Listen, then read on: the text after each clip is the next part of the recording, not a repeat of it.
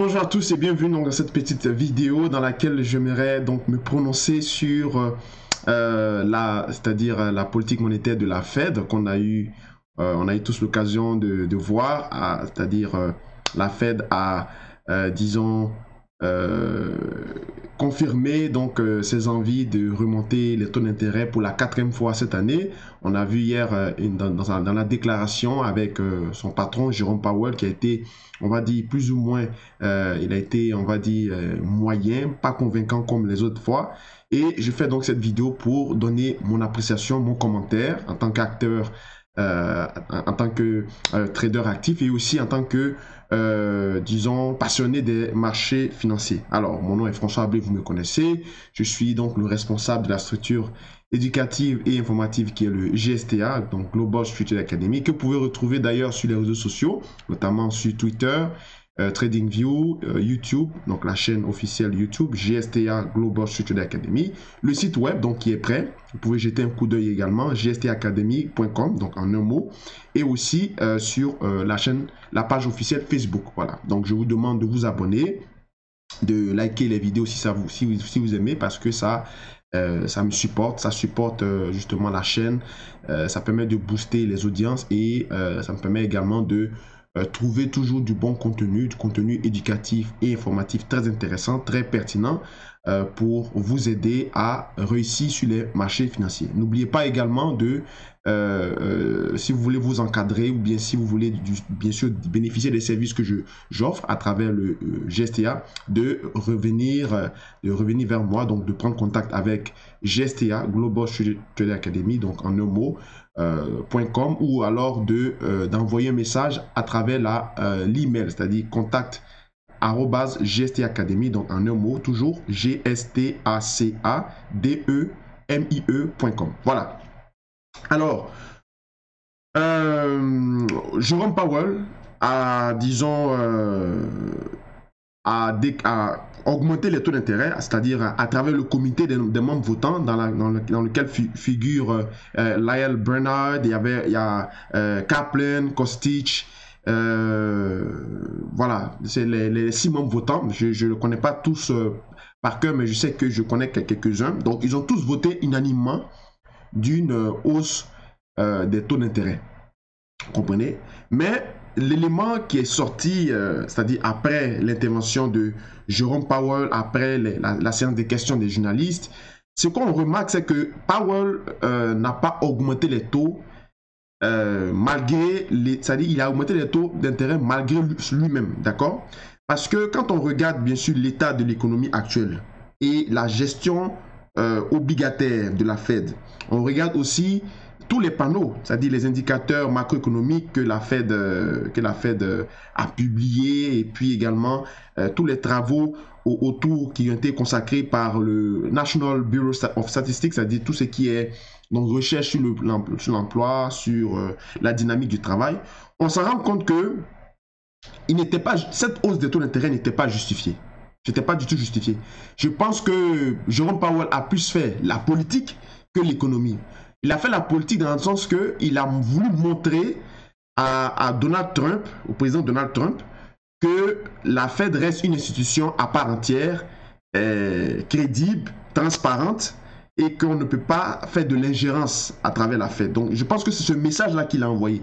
Parce que quand on regarde les arguments qu'il a présentés, certains analystes ont même, disons, ont trouvé un nouveau mot, ils ont appelé ça Fed dovish rate hike, c'est-à-dire c'est comme une hausse d'intérêt à la sauce baissière, c'est-à-dire que parce que normalement quand on est dovish, soit on baisse les taux ou on maintient les taux stables, dépendamment du ton ou du discours qu'on va faire.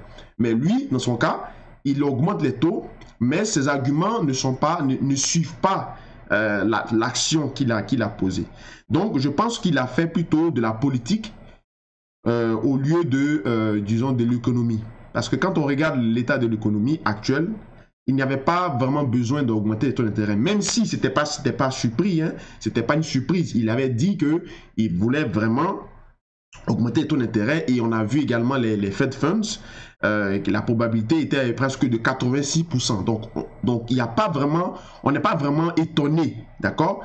Et il n'a pas voulu faire de cadeau, bien sûr, aux acheteurs, de sorte à faire rebondir les indices, parce que s'il avait maintenu, justement, il avait maintenu les taux d'intérêt de manière neutre, avec un tel discours qu'il a tenu, et puis de telles projections, on allait avoir, par exemple, un rebond de très court terme, d'accord, parce que le marché, et je pense aussi qu'il n'a pas aimé aussi le fait que les marchés ont trop surréagi, les marchés ont surréagi lors de sa précédente déclaration des hausses de taux d'intérêt en septembre passé, en septembre ou octobre, où il avait justement, il avait opté pour une politique monétaire neutre, et les marchés avaient fait pratiquement 2,5% de rebond, vous comprenez? Donc, à ce sujet, je crois que Powell, il a fait qu'à sa tête, mais en fait, il voulait montrer au président américain que c'est lui le boss, d'accord, et que la Fed reste une entité, disons, souveraine, et il n'y a pas de question de céder à une quelconque pression d'un officiel ou d'un exécutif, et que leur décision, le conseil décisionnel de la Fed reste en fait unanime sur les questions, et qu'il n'y a pas de division. C'est ce qu'il a voulu envoyer comme signal. Mais sinon, au niveau de l'économie, je pense que ce n'était pas le moment d'augmenter les taux d'intérêt, même si c'était déjà, on le savait déjà, parce qu'il avait souvent évoquer cette question. Ça aussi, ça ramène aussi au fait que vous avez vu les vidéos passées, je vous avais dit que quand on dit qu'on va faire une politique monétaire neutre, ça ne veut pas dire nécessairement que on va laisser toujours, on va chercher toujours à maintenir la courbe des taux de rendement obligataire plate, c'est-à-dire ce qu'on appelle le flattening yield curve, d'accord? C'est-à-dire qu'au lieu d'augmenter les taux d'intérêt, si on avait prévu d'augmenter les taux d'intérêt pour 4 fois, on peut le faire par exemple à 2 fois ou à 1 fois, et puis maintenir toujours, puis le reste, c'est-à-dire que sur sur 4 fois, on va peut-être augmenter les taux d'intérêt seulement 2 fois, si on avait prévu augmenter 4 fois, et puis laisser les deux autres fois neutres, ou voir les 3 quarts du temps, on laisse neutre et on augmente seulement les taux 1 fois. Ce qui prouve donc que l'année prochaine, dans les perspectives qu'il a montrées, les perspectives de la croissance ont été, bien sûr, revues à la baisse. Le taux de chômage est plus ou moins resté stable, et ça encore là, c'est des prévisions, ça peut changer avec le cours, bien sûr, du temps à venir, basé sur en fait les facteurs disons, c'est-à-dire les tensions commerciales qui existent entre les États-Unis et la Chine, qui s'avèrent être un vrai facteur dominant, et qui peut provoquer rapidement la venue d'une récession. Et aussi, compte tenu du fait que la balance, ce qu'on appelle le balance sheet, c'est-à-dire la balance des paiements ou la balance des comptes américaine, est actuellement aux alentours de à peu près 3,6 trillions, d'accord? Et Jérôme Powell, c'est, disons, fixer un objectif de réduire ça par chaque mois de 50 milliards, en bien sûr augmentant les taux d'intérêt, en allant pour une politique monétaire restrictive, donc c'est-à-dire que réduction de la quantité et de la masse monétaire, donc moins d'émissions de billets, mais cela a un coût, parce que actuellement, dans l'état de l'économie actuelle, on ne peut pas se permettre, vu bien sûr, bon, déjà avec l'état de la balance de paiement, c'est difficile de tenir une telle politique. Je pense que il aurait été plus judicieux d'aller pour une politique monétaire neutre, mais bon, c'est ce que nous, on comprend, nous, on perçoit. Lui, il est le président de la Fed, il fait ce qu'il veut, il a ses raisons, mais quand on regarde l'état de l'économie actuelle, on s'en rend compte que on est vraiment... je pense qu'il se sent piégé, parce que l'inflation core, qui est jusqu'à présent le facteur principal pour alimenter justement la dynamique de la croissance espérée, n'a pas été atteint. L'objectif n'a pas été atteint, la cible n'a pas été atteinte, et aussi les prévisions de la croissance au niveau de 2019-2020 sont en train de se réduire. Et chaque fois, vous allez voir que chaque 2 mois, ils vont faire chaque 2-3 mois, ils vont faire disons, des prévisions trimestrielles. Et vous allez voir que soit le chiffre va rester pareil, soit le chiffre va être diminué. Parce que au fur et à mesure qu'on avance, on s'en rend compte que il a mis beaucoup de pression. Il a mis vraiment beaucoup de pression sur non seulement l'état de l'économie, non seulement sur la politique monétaire, dans le sens qu'on est dans une phase où le marché, personnellement, je considère qu'on est dans un bear market. On va regarder tout à l'heure ensemble les graphes. Et peu importe la communication qui est faite autour, le dernier support qui était en fait, qui pouvait me laisser, disons, un peu perplexe, dans le sens qu'on pourrait rebondir à tout moment, c'était donc 2530. Mais 2530 a été cassé et on a clôturé en dessous, d'accord, sur le S&P. Donc pour moi, on est dans un bear market. Maintenant, le bear market, vous le savez, ça ne veut pas dire nécessairement que les marchés ne peuvent pas progresser. Ça veut dire simplement qu'il y aura plus de séances baissières que de séances haussières. Vous comprenez? Donc, vous, en tant que trader, votre but, ce n'est pas de chercher à shorter à tout bout de champ. C'est vraiment d'attendre les points hauts. C'est-à-dire, quand on fait un point haut sur les indices, vous placez des ordres de vente pour profiter justement de la baisse qui sera précédée justement dans la tendance de fond. Comprenez? Donc, c'est pour ça que j'ai mis ce graphe devant vous ici. Donc, Jérôme Powell a augmenté les taux d'intérêt pour justement montrer à Donald Trump que il n'est pas influencé par ses déclarations intempestives et ses commentaires d'ingérence au niveau de la gestion de la politique monétaire de la Fed. C'est ce que j'avais écrit sur mon site, que au-delà du fait que si le président, si le boss de la Fed, Jérôme Powell, s'entête à augmenter les taux, ce n'est pas de la politique monétaire, c'est plutôt de la politique pour montrer au président américain que la Fed n'est pas, disons, est transparente, est souveraine, elle n'a pas besoin elle n'a pas de leçons ou de conseils à recevoir de la part d'un officiel ou d'un exécutif, puisque la Fed est un organisme qui a été créé par le Congrès, le Congress, d'accord? Donc, voilà, c'est un appareil qui est souverain. Alors, quand on regarde ici maintenant sur le graphique, vous voyez qu'il y a des similitudes.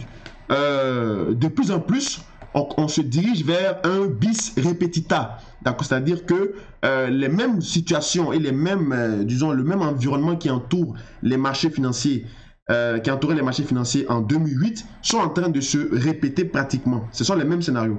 Quand vous regardez ici, le S&P, en février 2008, on a cassé, vous voyez qu'on a cassé ici cette ligne de coup, cette neckline, comme on le dit dans le jargon, qui est précédée d'un double top ici. Donc, depuis octobre 2007, vous voyez bien ici, 1er octobre 2007, les marchés avaient commencé à baisser. Personne ne parlait encore de récession ou de crise financière, d'accord? C'est quand on a cassé cette neckline ici en février 2008 qui, en fait, coïncide avec la moyenne mobile de 250 périodes, que les marchés ont littéralement chuté et on a commencé à parler vraiment de crack boursier, de crise financière. Il ne faut pas oublier aussi que augmenter les taux d'intérêt dans de telles conditions, c'est-à-dire 4 hausses de taux d'intérêt dans un climat de pré-récession ou bien une atmosphère de crise qui est en train de mijoter, c'est arrivé seulement une seule fois dans l'histoire des États-Unis en 1994, où on a eu le crack, c'est-à-dire de 92, fin 92 jusqu'à mi-94, on a eu le crack obligataire qui a débouché sur le crack, un crack pétrolier, d'accord, un choc pétrolier. Donc, c'est cette même atmosphère, plus celle de 2008, qui entoure, disons, cette crise qu'on va peut-être avoir. Le but de la Fed n'est pas d'éviter les crises. Elle ne peut pas éviter une crise. Mais son but est de s'assurer que lorsqu'on a une crise, elle puisse piloter l'appareil du FOMC de la Fed et l'économie, de sorte à avoir un atterrissage en douceur. D'accord? De ne pas avoir des chutes massives qui peuvent provoquer justement des effets dominos, d'accord, ou des risques dominos, d'accord. Donc voilà pourquoi ici on a bien sûr cette baisse violente en février et on a commencé à parler de quantitative easing, donc de soutien de l'économie en 2009, c'est-à-dire qu'on a décidé de secourir, de mettre des mesures d'urgence pour porter l'économie à reprendre son chemin d'expansion parce que tout le monde était à terre, d'accord, toutes les banques étaient à terre. C'est la même chose aujourd'hui, comme vous avez vu hier dans la déclaration de Powell, il a dit l'économie n'a pas besoin d'un programme d'accommodement actuellement à l'heure actuelle où on parle, et que c'est plutôt de chercher à s'assurer d'avoir toujours une économie saine et avec des indicateurs de stabilité et aussi une croissance durable. Alors que, c'est-à-dire, il dit ça, mais en même temps, il montre des prévisions qui sont baissières, des prévisions sur le long terme. Donc, c'est comme si il y a un peu comme un genre de double langage, d'accord? Les propos qu'il tient ne suivent pas les actes qui sont projetés, vous comprenez? Donc, dans le cas éventuel d'une, disons, si on suit la logique, on cherche maintenant à redynamiser l'économie avec une politique monétaire accommodante, cela veut dire que on va se remettre bien sûr à baisser progressivement les taux d'intérêt, là où Jérôme Powell parlait d'augmentation progressive des taux d'intérêt, et on va également chercher à, disons, à injecter beaucoup d'argent dans l'économie pour, disons, amener le crédit, donc la liquidité, à être de plus en plus accessible, vous comprenez? Sauf que si on le fait basé sur ce qu'il a dit, ce n'est pas possible, parce qu'il a dit également que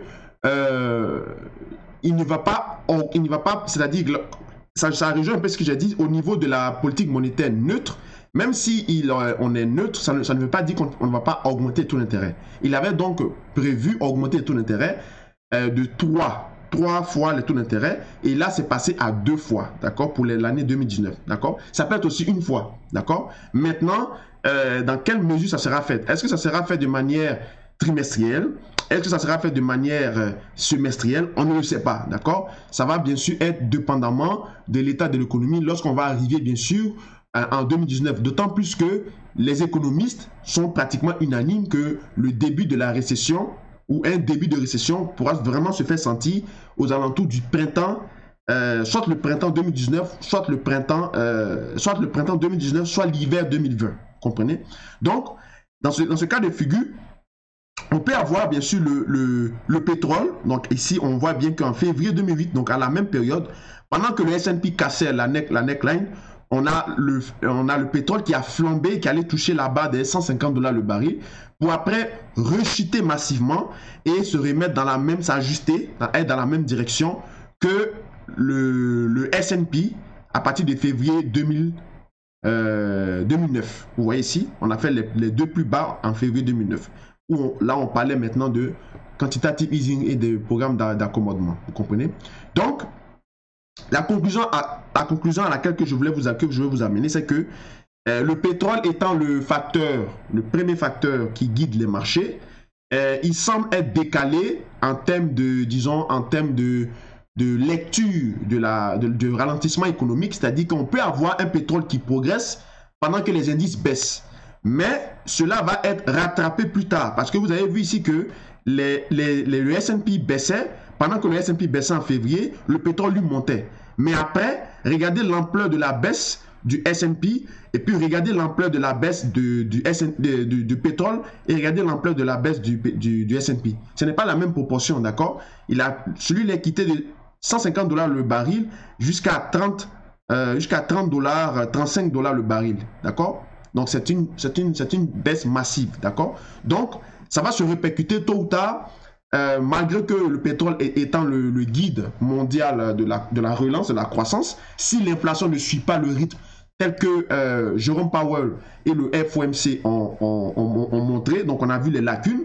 S'ils se mettent justement à essayer de provoquer, c'est-à-dire ils sont en train de provoquer une inflation fictive, parce qu'en augmentant les taux d'intérêt, c'est comme s'ils étaient en train de dire que oui, malgré tout, l'économie se porte bien, la croissance va arriver et que voilà pourquoi nous anticipons avec une hausse de taux d'intérêt. Sauf que ce n'est pas vrai, parce que le pétrole, vous voyez, le pétrole est en mal. Et jouer à ce jeu, je pense que ce qui va être le plus probable, le scénario qui peut être le plus probable, c'est de voir certainement un type de scénario où on voit que les indices baissent, le pétrole va sembler monter un peu, et puis finalement, quand il va remonter, après il va rechuter, et les deux indices, c'est-à-dire l'indice, le S&P et le pétrole, vont aller probablement dans la même direction lorsqu'on va commencer encore à parler de soutien à l'économie américaine. Merci encore d'avoir suivi cette émission, cette courte intervention. C'était mon point de vue. Donc moi, personnellement, je crois que nous sommes dans un bear market, Et mes stratégies que je vais vous proposer maintenant, les stratégies que je vais vous proposer, seront toutes en fonction des stratégies baissières. Mais cependant, comme je vous ai dit, on ne va pas chercher à shorter n'importe où. On va chercher à vraiment prendre les points hauts, à chaque point haut, puisque dans un marché baissier, on a aussi des corrections haussières. Et chaque correction haussière elles seront scrutées et on va chercher à prendre des positions à la vente là-dessus. Merci encore d'avoir suivi cette émission. Je vous retrouve donc dans les prochaines vidéos. C'était donc François Abbé du GSTA. Merci encore. Au revoir.